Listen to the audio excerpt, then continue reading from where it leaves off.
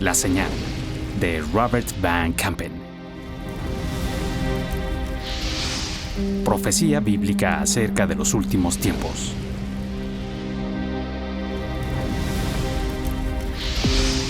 Capítulo 11. La manifestación del Anticristo. Segunda parte.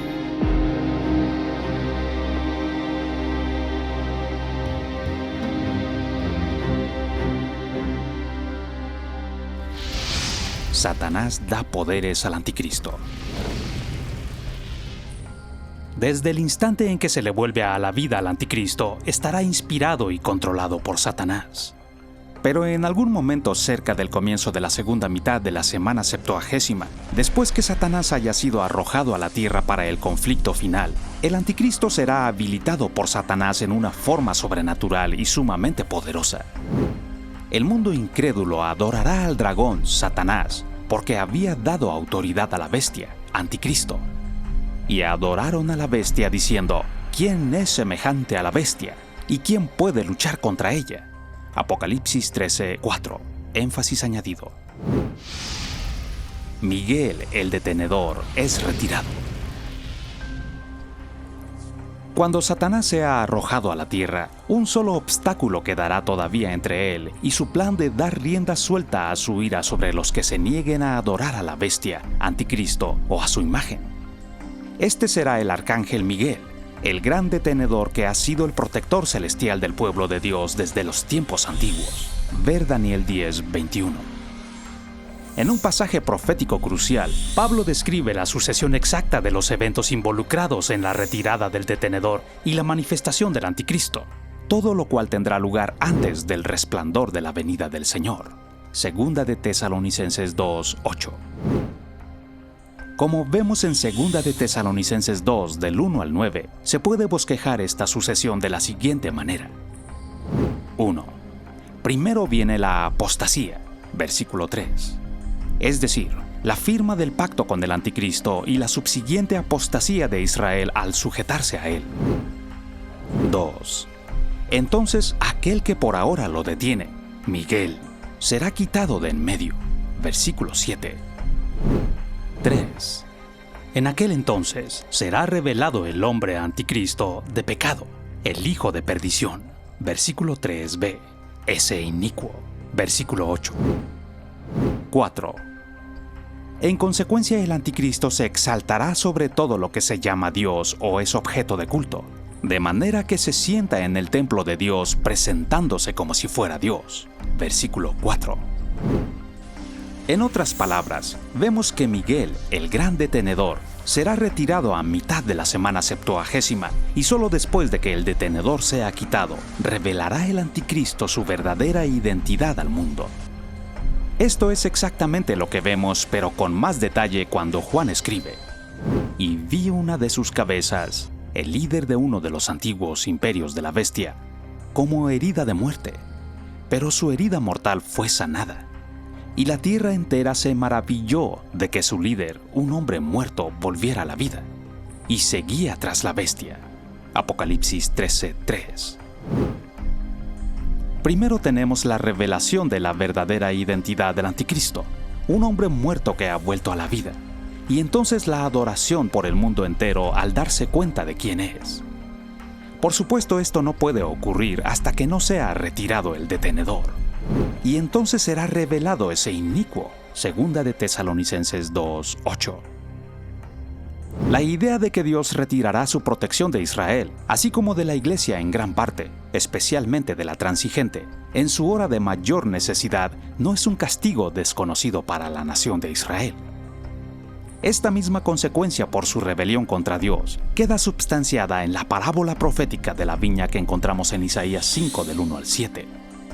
Isaías primeramente describe el cuidado amoroso de Dios por su viña, Israel. No obstante, la nación solo produjo frutos sin valor. Versículo 2b.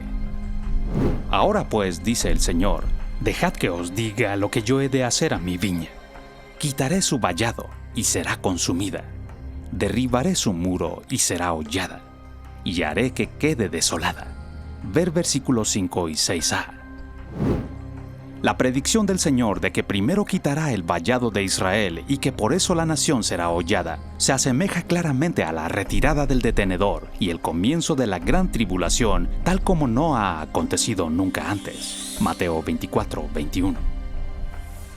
La relevancia de este pasaje en Isaías queda más aún subrayada por el uso que Cristo mismo hace a esta parábola en Mateo 21, en el cual él relaciona el mensaje de la parábola con el juicio de Israel en los últimos tiempos, cuando venga pues el dueño de la viña.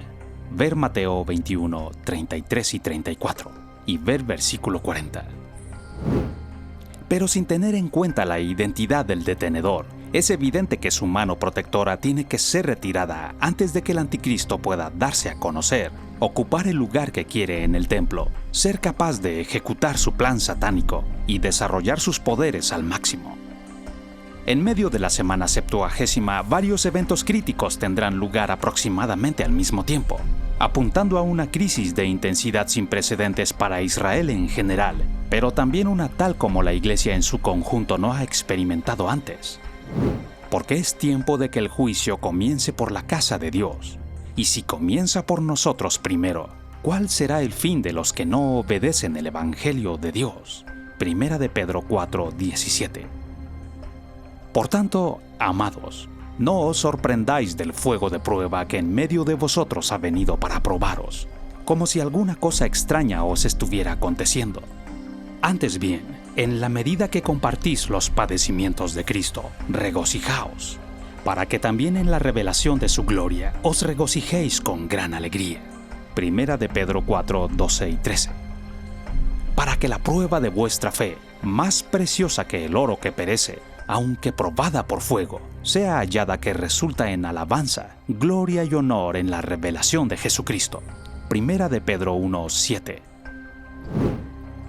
Primero Satanás es arrojado a la tierra con sus hordas de ángeles demoníacos, y entonces Miguel, aquel que se mantiene firme contra las fuerzas, Daniel 10, 21, retira su protección de Israel, y el detenedor, probablemente Miguel también, quita su protección de la iglesia infiel. La abominación de la desolación. Jesús amonesta a los creyentes de los últimos días. Por tanto, cuando veáis la abominación de la desolación de que se habló por medio del profeta Daniel colocada en el lugar santo, el que lea que entienda, porque habrá entonces una gran tribulación, tal como no ha acontecido desde el principio del mundo hasta ahora, ni acontecerá jamás.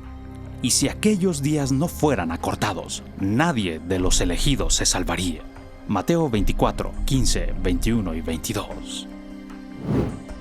El Espíritu Santo nos revela por medio del profeta Daniel que, a la mitad de la semana, esto es, 3 años y medio después de haber hecho su engañoso pacto con Israel, el anticristo pondrá fin al sacrificio y a la ofrenda de cereal.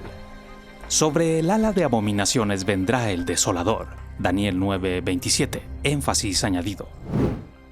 En aquel tiempo Satanás, el dragón, dará al anticristo, la bestia, su poder, su trono y gran autoridad. Y vi una de sus cabezas como herida de muerte, pero su herida mortal fue sanada. Y la tierra entera se maravilló y seguía tras la bestia. Y adoraron al dragón porque había dado autoridad a la bestia.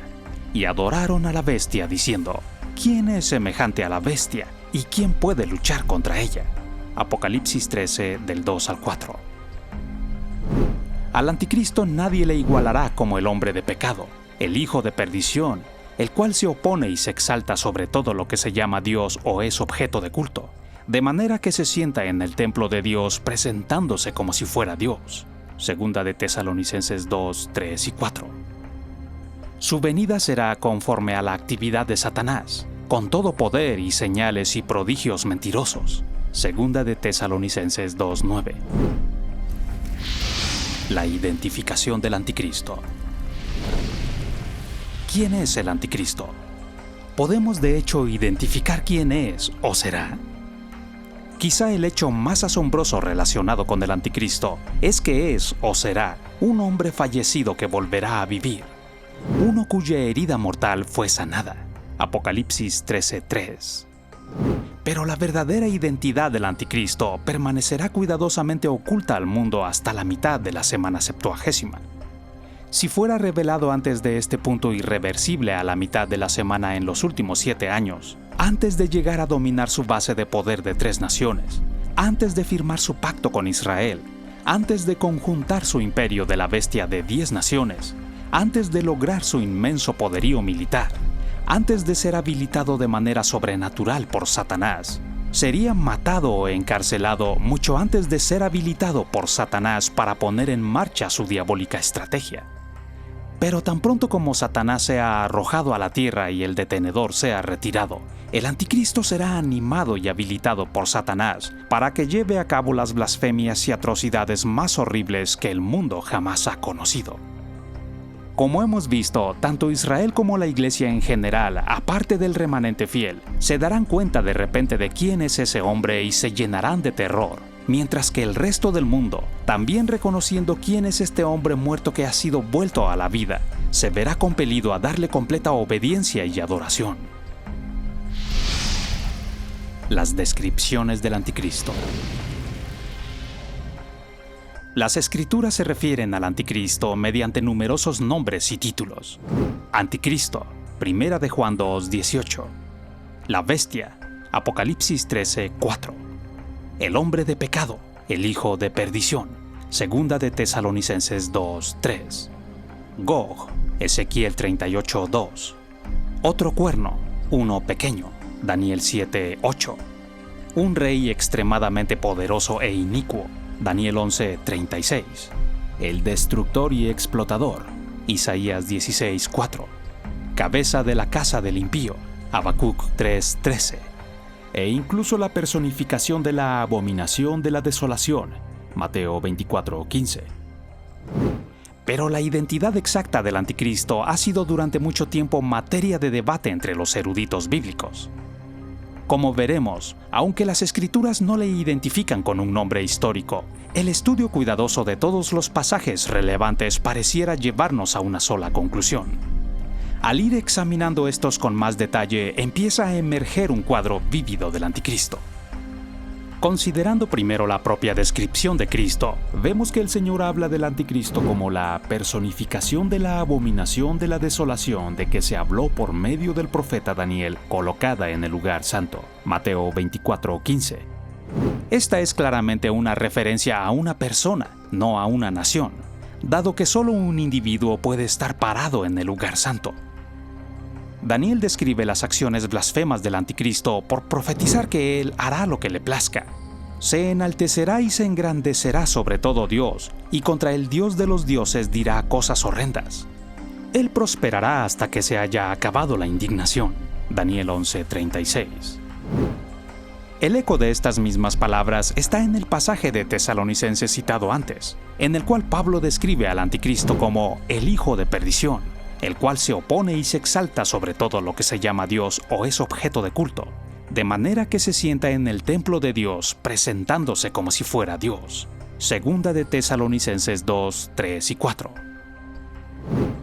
Por medio de Ezequiel sabemos que el anticristo Gog vendrá de la tierra de Magog, de las partes remotas del norte, Ezequiel 38, 2 y 6. Y que descenderá sobre la tierra de Israel como una nube que cubre la tierra, con un numeroso ejército y masivas armas de guerra. Ezequiel 38, 4, 8 y 9. Además de esto, encontramos el cuadro más completo y complejo del anticristo en el libro del Apocalipsis. Es especialmente importante discernir con cuidado las maneras diferentes en que se usa el término bestia, a veces refiriéndose específicamente al anticristo como el líder del último imperio de la bestia de Satanás, y otras refiriéndose al imperio mismo, dependiendo del uso de la expresión en cada contexto específico. Además, debemos notar que hay un pasaje más en el Apocalipsis que habla de otra bestia, que en este contexto no se refiere al anticristo ni al último imperio de la bestia, sino a un subordinado del anticristo que actúa en su nombre. Ver Apocalipsis 13 del 11 al 17. En el Apocalipsis 17, Juan nos describe a la bestia, las naciones escogidas de Satanás, teniendo 7 cabezas y 10 cuernos, versículo 3, que es casi exactamente igual como lo había descrito antes. Vi que subía del mar una bestia que tenía 10 cuernos y 7 cabezas. Apocalipsis 13:1. En este contexto, la bestia es el final imperio que representa a todos los previos 7 imperios. Las 7 cabezas representan a los líderes de los 7 primeros imperios, y los 10 cuernos a las 10 naciones o pueblos que compondrán el octavo y final imperio sobre el cual regirá el anticristo. Por el Apocalipsis 17, 10 y 11, sabemos que las 7 cabezas son 7 reyes, 5 han caído, 1 es, y el otro aún no ha venido. Y cuando venga es necesario que permanezca un poco de tiempo. Y la bestia, el anticristo en el contexto, que era y no es el octavo rey, y es uno de los 7, y va a la destrucción. Es importante examinar cuidadosamente estos 2 versículos. Cuando Juan escribió el Apocalipsis a fines del primer siglo después de Cristo, 5 imperios de la bestia de Satanás habían subido y caído. 5 han caído. 1 es. Esto es el Imperio Romano. Otro estaba por venir en el futuro y permanecería un poco de tiempo. Id est. Esto es el Imperio Nazi del Tercer Reich. Habrá también un octavo líder que dirigirá la confederación final de 10 naciones, a saber, el anticristo, quien era y no es, y es también uno de los 7 dirigentes de los anteriores imperios de la bestia. En otras palabras, esta referencia a la octava bestia es una clara alusión a un hombre, no a un imperio como algunos lo interpretan. Esto lo vemos en la cuidadosa elección de las palabras por parte de Juan cuando declara que la bestia, anticristo, es el octavo rey, cabeza, y es uno de los 7, reyes o cabezas. Versículo 11. Ver el capítulo 6 para una discusión completa de los 7 primeros imperios de la bestia. Aun si la palabra rey, que se añadió lógicamente a la traducción para mayor claridad, él mismo, es obviamente una referencia al anticristo como un hombre. Aquí el verbo es no nos da una buena representación de la palabra griega autos, que en realidad quiere decir él mismo. La otra sorprendente verdad acerca de este pasaje es el hecho de que este octavo rey anticristo, que era y no es, será uno de los 7 reyes anteriores. En otras palabras, él ya está muerto. ¿Cuál de los 7 previos no se nos revela en este pasaje clave? Solamente que será uno de los 7 líderes anteriores que gobernó uno de los 7 imperios de la bestia y luego murió. Por lo tanto, para que este dirigente fallecido pueda regir el imperio final de la bestia, por definición deberá ser un hombre muerto que es vuelto a la vida. Por consiguiente, será el hecho de que el anticristo ha vuelto a la vida lo que haga que el mundo se le someta a él. Juan escribe que vio a una de las 7 cabezas de la bestia como herida de muerte, pero su herida mortal fue sanada, y la tierra entera se maravilló y seguía tras la bestia. Apocalipsis 13:3. Notemos en particular que el mundo entero sigue tras la bestia porque se maravilló, y la causa de su asombro es el hecho de que el anticristo es un hombre muerto cuya herida mortal es sanada. Esta misma causa y efecto se ve más tarde cuando se le explica a Juan. La bestia que viste era y no es, y está por subir del abismo e ir a la destrucción. Y los moradores de la tierra, cuyos nombres no han sido escritos en el libro de la vida desde la fundación del mundo, se asombrarán al ver a la bestia que era y no es, y que vendrá.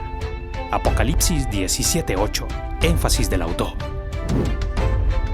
Cuando el anticristo se dé a conocer, después que Miguel, el detenedor, sea retirado a la mitad de la semana septuagésima, segunda de Tesalonicenses 2:6, toda la tierra se maravillará, tanto por quien es él realmente, como por el hecho de que es un hombre muerto que ha vuelto a la vida. Y esta asombrosa realidad causará que la mayoría del mundo se le someta completamente.